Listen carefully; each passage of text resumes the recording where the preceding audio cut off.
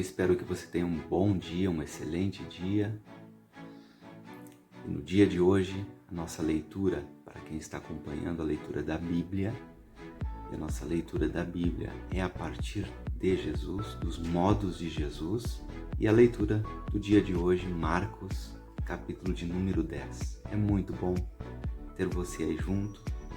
Se você ainda não se inscreveu no canal, vai lá, deixa o like, deixa o joinha, se inscreve, ativa o sininho e compartilha. Vamos juntos? Partindo dali, Jesus vai para o território da Judéia, além do Jordão. As multidões novamente se reúnem à volta dele. E ele mais uma vez as ensinava segundo o seu hábito, segundo o seu costume. Adiantam-se uns fariseus e, para prová-lo, para testá-lo, perguntam-lhe se é permitido a um homem repudiar sua mulher. E Jesus lhes respondeu: que foi que prescreveu Moisés? E eles disseram: Moisés permitiu escrever um certificado de repúdio e despedir sua mulher. Jesus lhe disse: foi por causa da dureza do vosso coração que ele escreveu para vocês este mandamento. Mas no começo do mundo, os fez homem e mulher. Por isso, o homem deixará seu pai e sua mãe e se ligará à sua mulher, e os dois se tornarão uma só carne. Assim, eles não são mais dois, mas uma só carne. Não separe, pois, o homem o que Deus uniu. Estando em casa, os discípulos o interrogavam de novo sobre este mesmo assunto. E Jesus lhes disse: se alguém repudia sua mulher e se casa com outra, é adúltero com respeito à primeira. E se a mulher repudia seu marido e se casa com outro, ela também é adúltera. Algumas pessoas traziam-lhe crianças para que tocasse nelas, mas os discípulos as escorraçavam. Ao ver isto, Jesus indignou-se e lhes disse: deixai vir a mim as crianças, não as impeçais, pois o reino de Deus é para os que são como elas. Em verdade, eu vos digo, quem não receber o reino de Deus como uma criança, não entrará nele. E ele as abraçava e abençoava, impondo-lhes as mãos. Como ele se pusesse a caminho, veio alguém correndo e lançou-se de joelhos diante dele. Perguntava-lhe: bom mestre, que devo fazer para ganhar em herança a vida eterna? Jesus lhe disse: por que me chamas bom? Ninguém é bom senão só Deus. Conheces os mandamentos: não cometerás homicídio, não cometerás adultério, não roubarás, não levantarás falso testemunho, não prejudicarás ninguém, honra teu pai e tua mãe.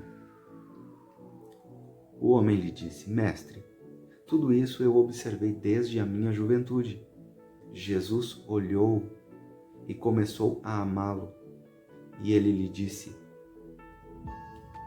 só te falta uma coisa, disse Jesus. Vai, vende o que tens, dá aos pobres e terás um tesouro no céu. Depois vem e segue-me. Mas diante destas palavras, ele ficou acabrunhado e retirou-se triste, pois tinha muitos bens. Olhando à volta, Jesus disse a seus discípulos: quão difícil será para os que têm riquezas entrar no reino de Deus. Os discípulos estavam perplexos com essas palavras, mas Jesus lhes repete: meus filhos, quão difícil é entrar no reino de Deus. É mais fácil um camelo passar pelo buraco de uma agulha do que um rico entrar no reino de Deus. Eles estavam cada vez mais impressionados. Diziam uns aos outros: então quem pode ser salvo? E fixando neles o olhar, Jesus disse: para os homens é impossível, mas para Deus não, pois a Deus tudo é possível. Pedro pôs-se a dizer-lhe: e nós, então, que deixamos tudo para seguir-te? Jesus lhe disse: em verdade eu vos digo, não haverá ninguém que tenha deixado casa, irmãos, irmãs, mãe e pai, filhos ou campos por minha causa e por causa do Evangelho, e não receba 100 vezes mais agora, no tempo presente. Casas, irmãos, irmãs, mães, filhos e campos com perseguições, e no mundo futuro, a vida eterna. Muitos primeiros serão últimos, e os últimos serão os primeiros. Eles estavam a caminho e subiam para Jerusalém. Jesus caminhava à frente deles. Estavam assustados, e os que seguiam tinham medo. Tomando novamente os 12 consigo, pôs-se a dizer-lhes o que ia acontecer com ele.